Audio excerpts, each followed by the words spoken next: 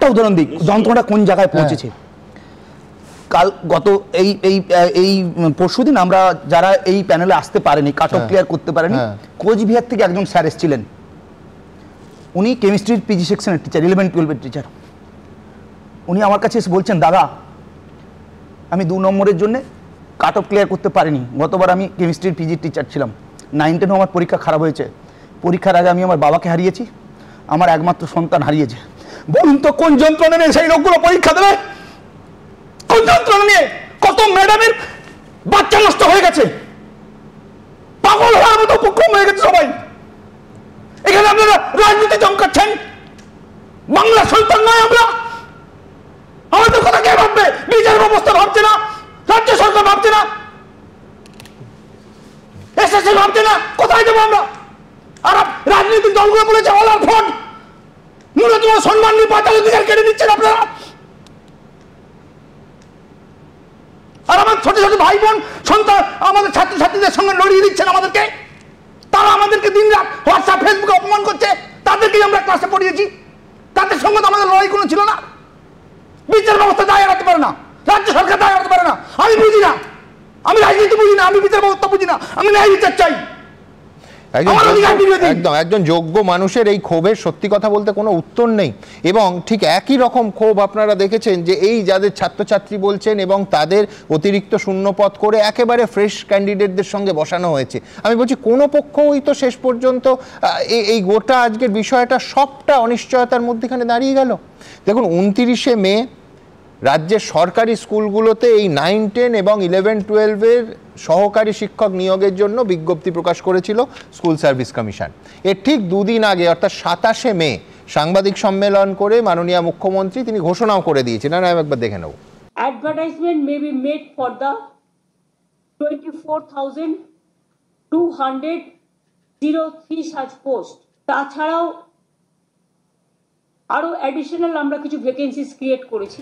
মুখ্যমন্ত্রী বলেছিলেন যে 24,203 শূন্য পদের জন্য বিজ্ঞপ্তি জারি হবে।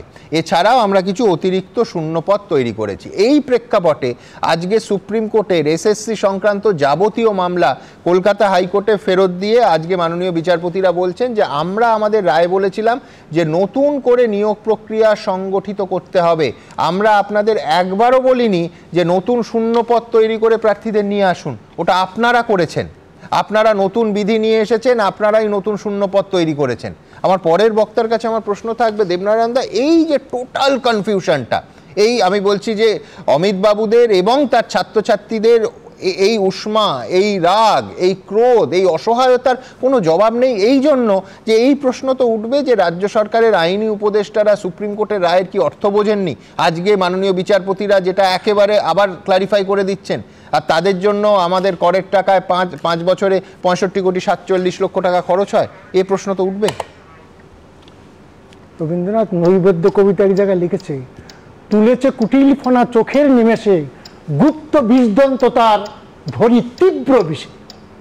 রবীন্দ্রনাথ প্রতীক্ষা কবিতার এক জায়গায় লিখছে, কুৎসার বিস্তারি দেয় পঙ্কে ক্লিন্ন গ্লানি, কলহেরে সৌর্য বলে জানে। আচ্ছা, কুৎসাটা কেন আজকে যে আরে ওই বিষে এই মানুষগুলো জর্জরিত হয়েছে, ছটফট করছে, দেখলেন তো? না সত্যি, কিন্তু আমার বক্তব্য হচ্ছে সরকার মে মাসে বিবৃতি দিল। একটা জিনিস মনে রাখবেন, মে থেকে ডিসেম্বর পর্যন্ত 8টা মাস সরকার কি চেয়েছে? শুধু যারা নন টেন্ডার তাদের চাকরি তো থাকবে, আরো কিছু নতুন চাকরি পাক। অত কম সময়ের মধ্যে 2টো পরীক্ষা নেওয়া সম্ভব নয়, কারণ 8টা মাসের মধ্যে। না শুনুন, সরকার কি চেয়েছে? এদের চাকরি হচ্ছে, এরা জানেন 15,403 হচ্ছে নন টেন্ডার, কিন্তু সরকারের ঘোষণা হচ্ছে 35,726, অর্থাৎ 20,000 স্টুডিওতে না বলে সরকার সুপ্রিম কোর্টে জানানো না কেন? সরকার কি না, একটা কথা বলুন, সরকার কি চেয়েছে? শুধু নন টেন্ডার চাকরি শুধু নয়, আরো অনেকে বাইরের লোক, এত কম সময়ের ইলেকশন এসে যাচ্ছে। আমি আমার একমততে অসুবিধা নেই, কিন্তু সরকার কেন দেবনারায়ণ দা এইটা চাইলো না যে টেন্টেডের নামটা যেভাবে সুপ্রিম কোর্ট বা কলকাতা হাইকোর্ট চাইছে আমি পাবলিশ করে দিই? এইটুকু করতে কি অসুবিধা ছিল? না না, কিন্তু তারপরেও দিয়েছে এগুলো দেওয়ার পরেও সুপ্রিম কোর্ট হাইকোর্ট আবার চাইছে। সমালোচনা করুন। এখন যেটা বক্তব্য যে বক্তব্যটা আমার এটা পরিষ্কার, সরকার এটা কেন দিল একসঙ্গে নন টেন্টেটিভ সঙ্গে ফ্রেশারদের আনলো? সরকার চেয়েছে 8 মাসের মধ্যে যদি একটা পরীক্ষাই হয় তাহলে ফ্রেশারদের নেওয়া যাবে না, এই কম সময়ের মধ্যে আরো অতিরিক্ত 20,000 চাকরি যাতে হয় সেই চেষ্টাটা, সেই সদিচ্ছাটা করলো। আচ্ছা, আর একটা জিনিস আপনারা মনে করবেন, সেটা না এই জন্যই তো সরকার চাইলো, এটাকে আপনারা সমালোচনা করতে পারেন, করুন না, সমালোচনা করুন, কিন্তু যে কথাটা ওই ছেলেটি বলছে তো ওদের ভিতরটা ফুটে যাচ্ছে। আমরা তো অন্যায়, আমি তো বারবারই বলেছি, একটা অসৎ উপায় অবলম্বন হয়েছে, বাক্যমির রিপোর্ট থেকে এখানে বারবার চুরি, কিন্তু আমরা চাই এই নন টেন্ডার চাকরি পাক, এর সঙ্গে যারা ফ্রেশার তারাও কিছু চাকরি পাক, এই চাকরিটা যেন বন্ধ না হয়। এইটাকে যেন আপনারা প্রত্যেকে মনে করছেন এটা বন্ধ করে ওটা বন্ধ করে দেবো, এদের চাকরি হবে না, এই জিনিসটা যেন আমরা না করি। কারণ এর পরে জানুয়ারি ফেব্রুয়ারিতে ইলেকশন ডিক্লেয়ার হয়নি, এই ছেলেরা, এই যারা নন টেন্ডার এরা কিন্তু পথে মারবে। সুতরাং এমন কিছু করুন, আমরা সরকারের সদিচ্ছা হোক অসিচ্ছা হোক, কিন্তু 20,000 15,000-এর পরেও আরো 20,000 চাকরি সরকার চেষ্টা করছে, এই চাকরিটা যাতে হয়, আরো 20,000 ফ্রেশারের চাকরি হয়, এই চেষ্টাটা করুন। কিন্তু আরেকটা কথা তো বলে নেই, আরেকটা বলে ফাইন্যান্সিয়াল লায়াবিলিটি সরকারের নেই, আমি এটা মিথ্যা বলছি। কেন জানেন? আমার কাছে বাজেটের তথ্য আছে, বাজেটের তথ্যে দেখা যাচ্ছে, জানেন কথাটা বলেনি, বাজেটের তথ্য এবছর বেতন বাবদ 24-25-এ 66,000 কোটি টাকা, আর 25-26-এ 73,000 কোটি টাকা, 6-7-7,000 কোটি টাকা অতিরিক্ত বাজেট বরাদ্দ করেছে। সুতরাং এত বেশি বরাদ্দ আগে কোনোদিন করেনি।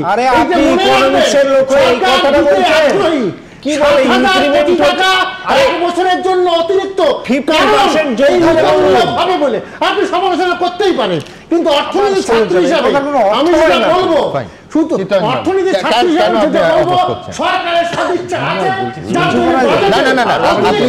আপনি যে বললেন যে ওনার মূল যুক্তিটা কি, সেটা হচ্ছে এত অল্প সময়ের মধ্যে একই সঙ্গে আলাদা করে ফ্রেশার্স এবং এই 16 যারা চাকরিহারা একসঙ্গে আলাদা পরীক্ষা নেওয়া সম্ভব ছিল না, তখন আপনি সরবে প্রতিবাদ করছেন। এবার বলছি শুনুন, আমার ইন্টেনশনটা কি সেটা বুঝতে হবে, হোয়াট আই ওয়ান্ট। আমি বারবার একটা কথা বলেছি, সরকার যদি মনে করে সব সমস্যার সমাধান আছে। দেখুন, পরীক্ষা দিল, 2 জন টেন্টেডকে ঢুকিয়ে দেওয়া হলো, এক্সেপশন কি চা হচ্ছে ফিজিক্যালি চ্যালেঞ্জড, এটা উদ্দেশ্য প্রণোদিত নয়, বিশ্বাস করতে হবে। একজন যদি ফিজিক্যালি হ্যান্ডিক্যাপ খুন করে, খুন থেকে মাপ পেয়ে যাবে?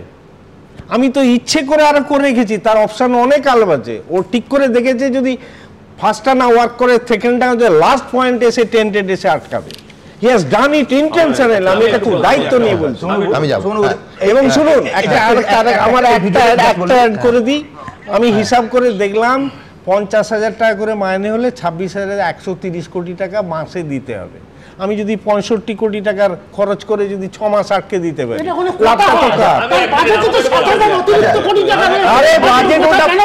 ওটা প্রপোজ বাজেট,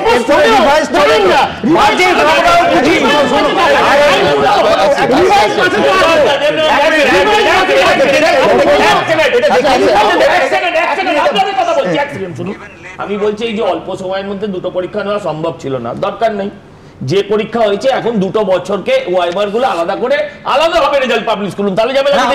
আমরা চাই আলাদা করে দিন, আমরা চাই আলাদা করে দিন।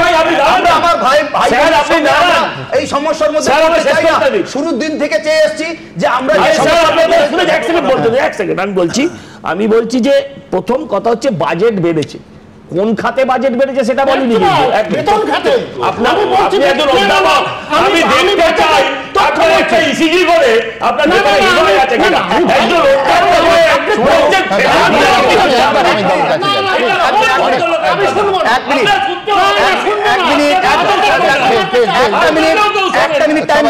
আমি সুপ্রিম কোর্টের লাইভ হিয়ারিং এর একদম ক্লিপিংস চালাচ্ছি, যেখানে আমি আচ্ছা অডিওটা শুনে আপনি কি শুনেছেন বলুন।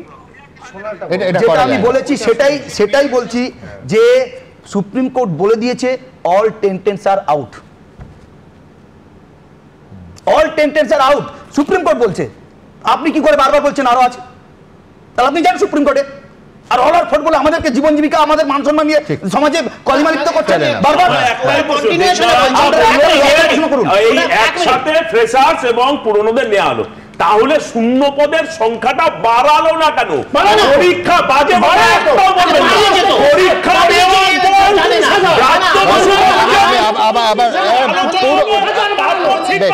এটা ঠিক ছিল না।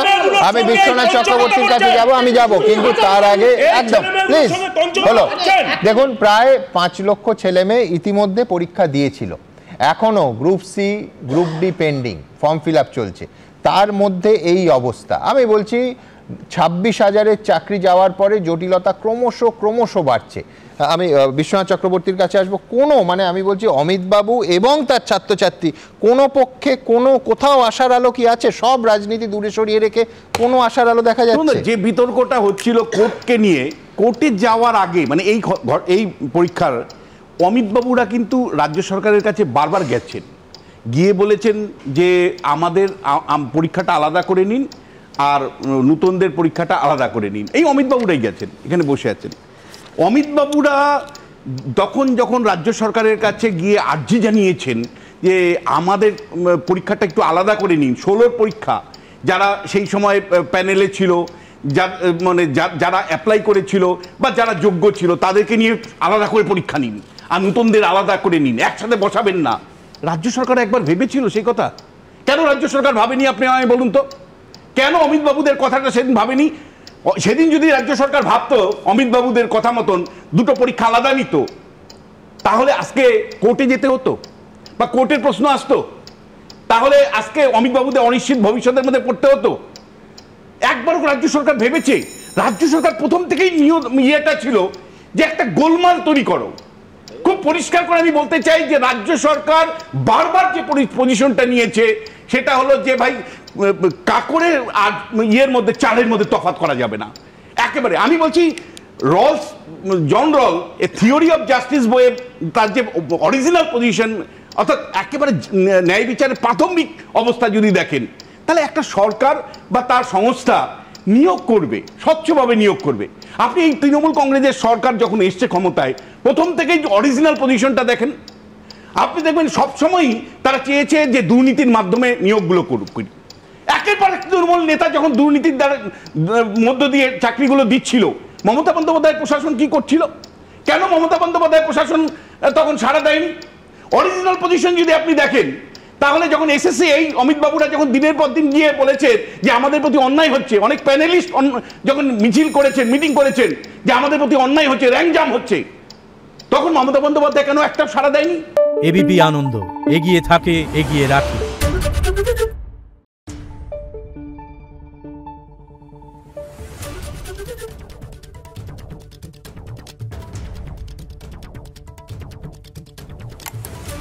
Thank you.